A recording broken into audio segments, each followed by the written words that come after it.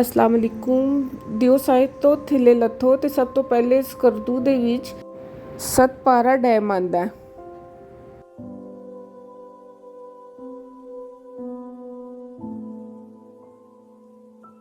ਸਤਪਾਰਾ ਤੋਂ ਬਾਅਦ ਅਸੀਂ ਸ਼ਿਗਰ ਫੋਰਟ ਦੇਖਾਂਗੇ।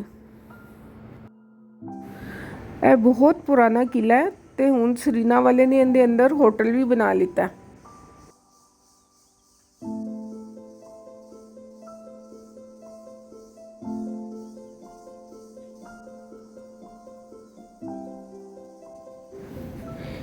किले के अंदर इन्होंने म्यूजियम भी बनाया है जो कि देखने के काबिल है।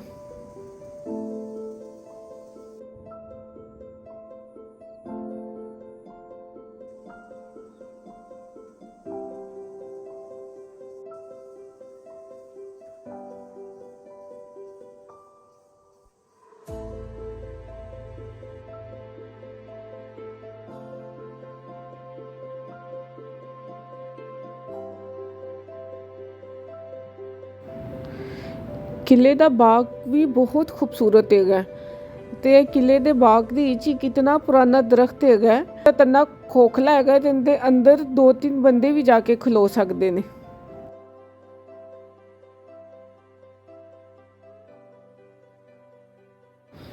किले के रस्ते असी बल्तिस्तान बनने वाली पहली मस्जिद भी देखी। यह मस्जिद 1373 ईस्वी बनी सी। इस मस्जिद का नाम अंबोरिक मस्जिद है। यह मस्जिद सैयद अली हमदानी ने बनवाई सी, जेड़े कि कश्मीर तो आए सन।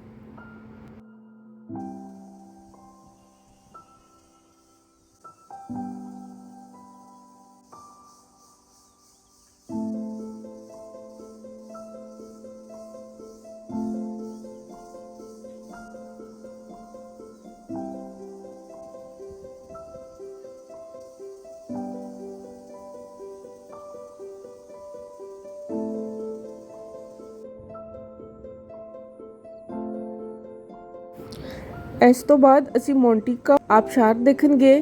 रस्ते असी बहुत खुरमानिया के बाग देखे ते खुरमानिया नूं खुश करन दा भी तरीका देखा।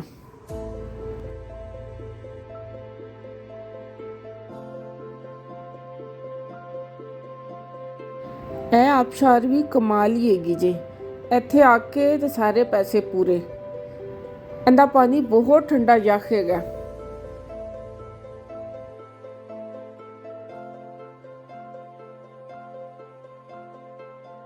आबशार देखने तो बाद असी अगले दिन शंग्रीला होटल गए।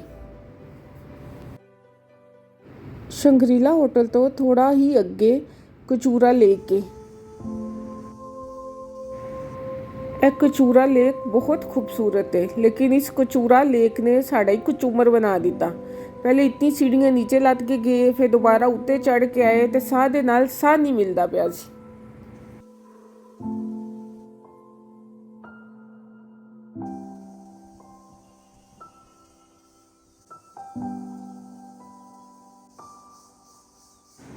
इस तो बाद असी गिलगित चले गए तो इस तो अगले वाले सफ़र के बारे मैं तुहानू अगले भी लोग दसांगी।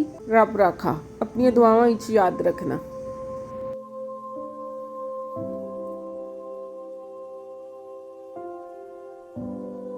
वसदा रवे पंजाब, सदा वसदा रवे पंजाब।